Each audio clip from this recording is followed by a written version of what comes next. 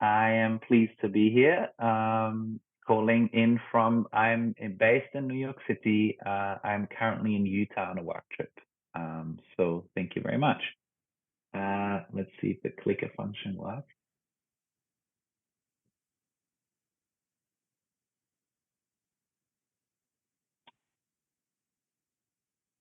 I assume you guys can see the screen. I cannot. It does. We see my background with the picture. It looks like a mask. And okay, great. Yep, we see it fine. Awesome. Okay. Okay. Thank you very much. My name is David. I'm originally from Germany. Have been living in the US and the UK for the last 12 years.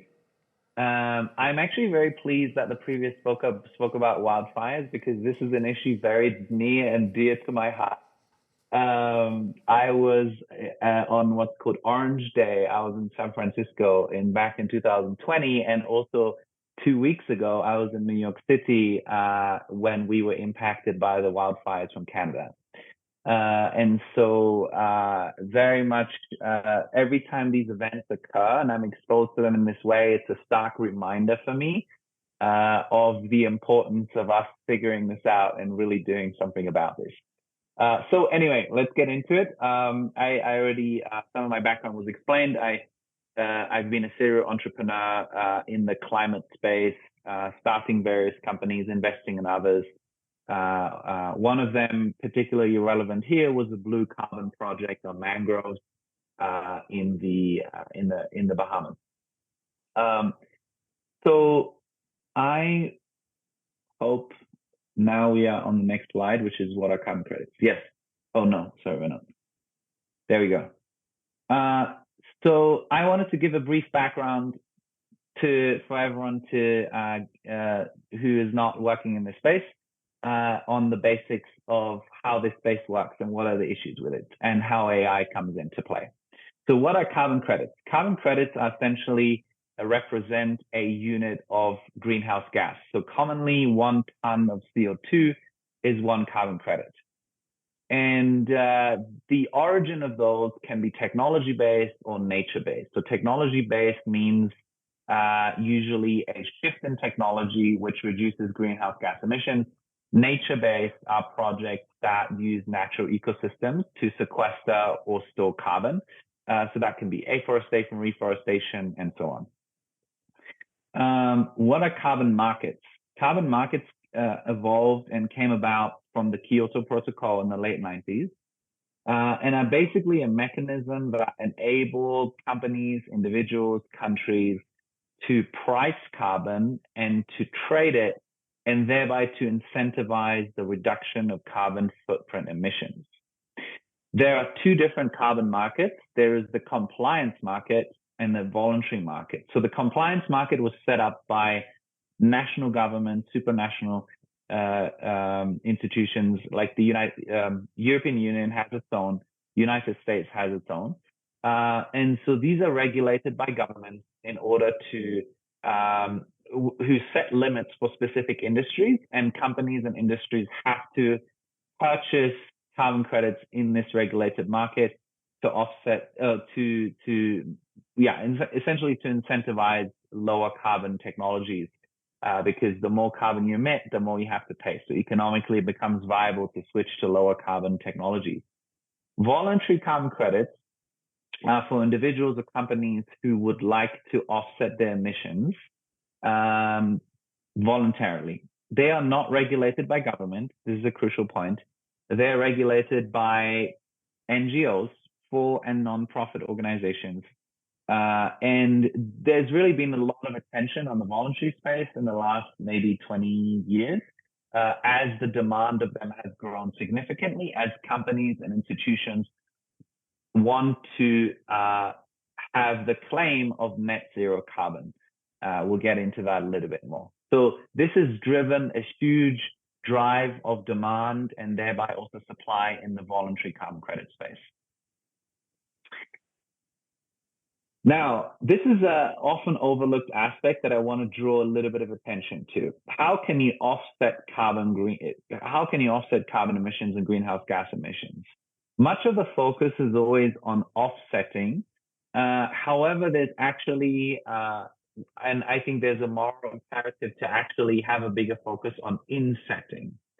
What does insetting mean? Insetting means you look at your own organization, all aspects from supply chain of whatever products, transportation of humans and goods, and you look deeply and try and through changes in behavior, through changes in technologies that you're using, of products you're selecting and choosing, you're trying to reduce greenhouse gas emissions from the emissions of your own institution by incentivizing some kind of change and inducing change.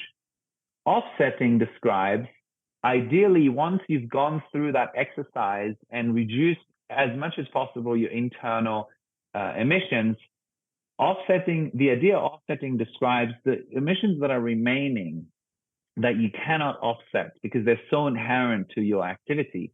You then essentially pay a project outside of your institution to basically offset or sequester the amount of carbon that you're emitting in order to claim that your overall balance is actually carbon neutral.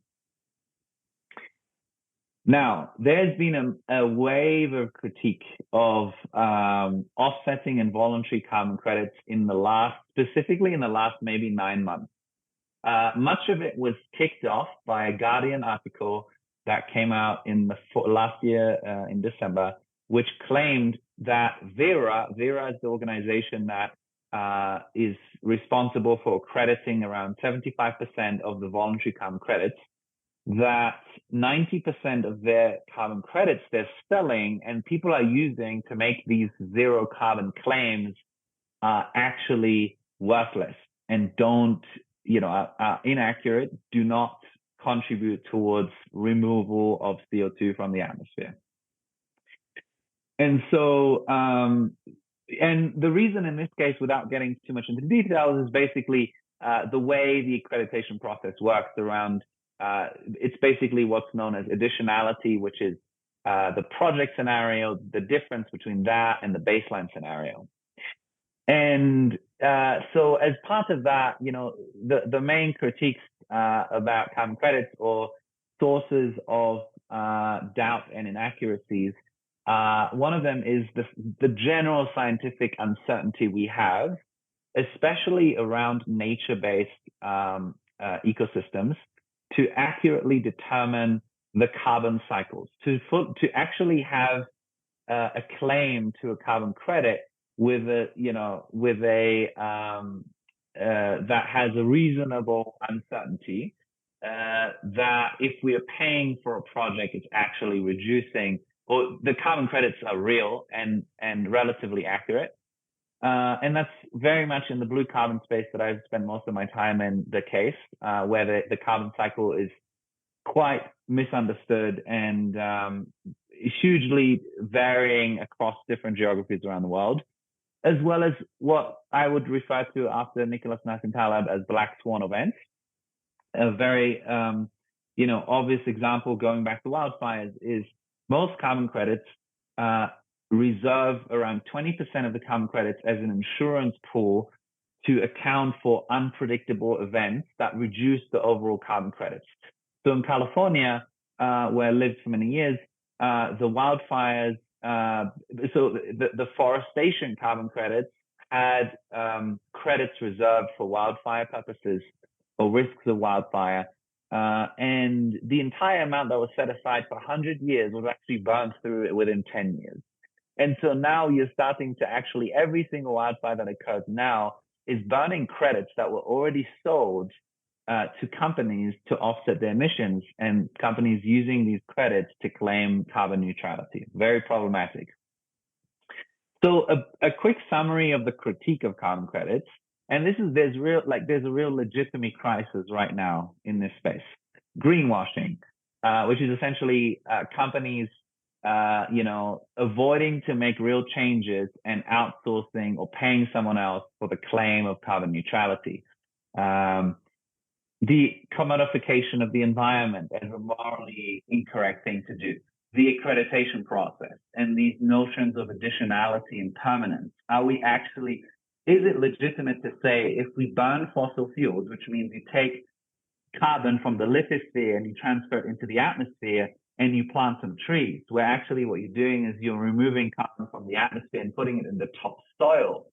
This is actually not an equivalent that makes sense, and you can't sort of account one for the other. And so all of this has led to a situation right now where 41% in a recent study of chief scientific sustainability officers do not use carbon offsets because of trust issues. So there's a huge trust problem. Now, I want to speak about, there's various ways that AI comes into the carbon market. I want to speak about the one that I think is the most meaningful one very briefly.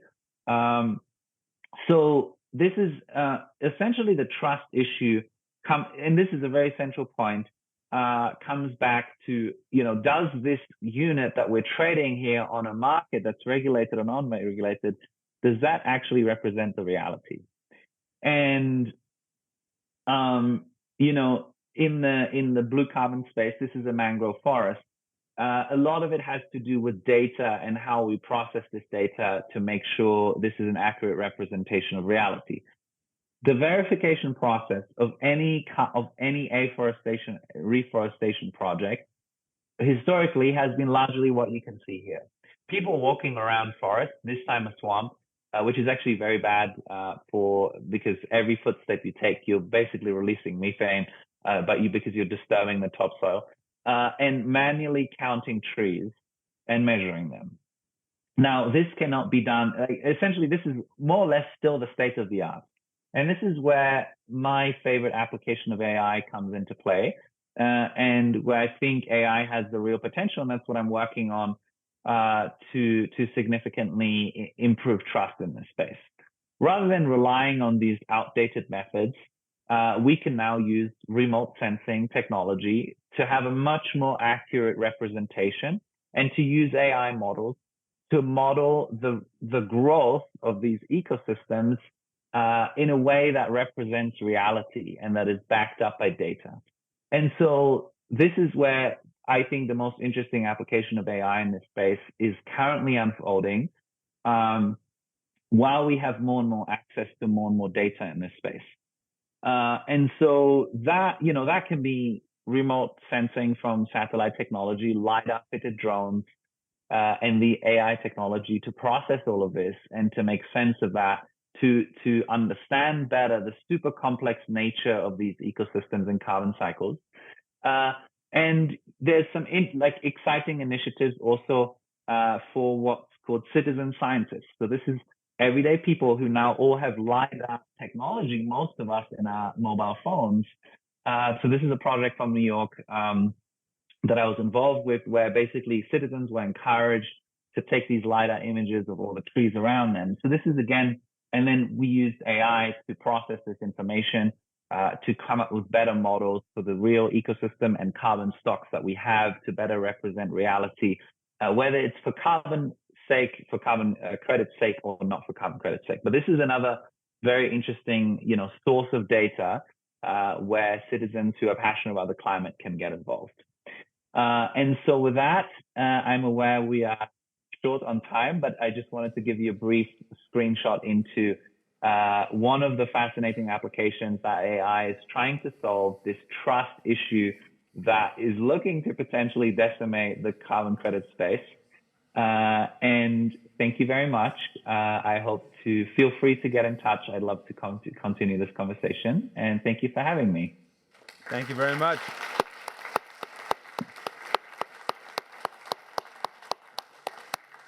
Thank you very much for joining us today. We appreciate it.